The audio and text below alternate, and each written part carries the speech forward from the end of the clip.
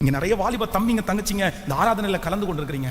உங்க எல்லாருக்கும் சொல்லுகிற ஒரு பெரிய ஆலோசனை என்ன அப்படின்னா, உங்க வாழ்க்கையில இருக்கிற சவாலே ஆண்டவர் உங்களை தெரிந்து கொள்வதற்கு, ஆண்டவர் உங்களை நம்புவதற்கு நீங்க ரொம்ப செய்ய வேண்டியது என்ன தெரியுமா?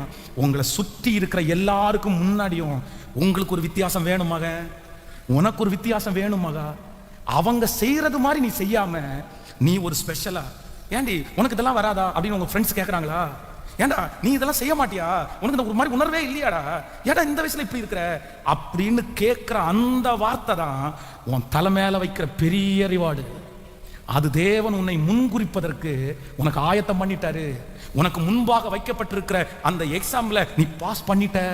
இந்த சத்தத்தை கேட்கிற ஒவ்வொரு பிள்ளைகளுக்கும் நான் ஜெபிக்கும் போது என்ன ஜெபிக்கிறேன்னா, உங்களை சுற்றி இருக்கிற ஃப்ரெண்ட்ஸ் உன்னை பார்த்து நீ மட்டும் எப்படி இப்படி உன்னால இருக்க முடியுதுன்னு ஆச்சரியப்படணும், பிரமிக்கணும். உன்னை பார்த்து உன்ன மாதிரி ஒரு வாழ்க்கை வாழ்றதுக்கு அவங்க ஏங்குற ஒரு நாளை கர்த்தர் தரணும். அந்த ஆசீர்வாதத்தை கர்த்தர் உன் தலை மேல, அதுதான் வெற்றி. நிறைய பேரண்ட்ஸ் ஏங்கணும், நிறைய பெற்றோர் உன்னை பார்த்து ஏங்கணும். அந்த மாதிரி ஒரு பிள்ளை எனக்கு கிடைக்காதா? நிறைய பேர் சொல்லணும், இந்த மாதிரி ஒரு பிள்ளை எனக்கு கிடைக்காதா? அதுதான் கர்த்தருடைய பிள்ளையினுடைய சவால். ஆமென். ஆனா இந்த 40 ஆண்டுகளில் தன்னை சுத்தி எல்லாமே இருக்கு, அவனுக்கு எல்லாமே இருக்குது. தன்னை சுத்தி பாவத்தை செய்யலாம், யாருமே கேட்க மாட்டாங்க. தண்ணி அடிக்கலாம், யாருமே கேட்க மாட்டாங்க. போதையில படுத்து கிடக்கலாம், யாருமே கேட்க மாட்டாங்க. டைனிங் டேபிள்ல இருக்கிற என்ன வேணாலும் சாப்பிடலாம், யாரும் கேட்க மாட்டாங்க. எந்த லேடி வேணாலும் கூட்டிட்டு வரலாம், கேட்க மாட்டாங்க. ஏன்னா அவன் ராஜ அரண்மனையில இருக்கிறான். அங்க இருக்கிற நிறைய பேர் அப்படிதான் பண்ணிட்டு இருக்காங்க.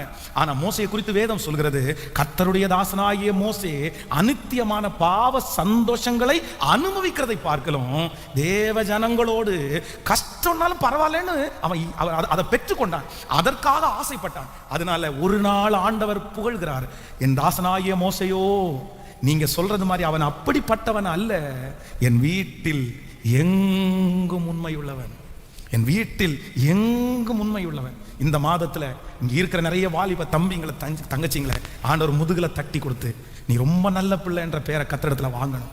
எந்த இடத்துல உன்னுடைய பெயர் கெட்டு போனதோ, எந்த இடத்துல நீ மோசமானவன் என்று சித்தரிக்கப்பட்டாயோ, அதே இடத்துல கர்த்தர் உங்க கூட இருந்து நீங்க நல்லவங்க தான் நிறைய பேருக்கு நிரூபிக்கிற காலம் சீக்கிரமாய் ஆமென் சொல்லுங்க.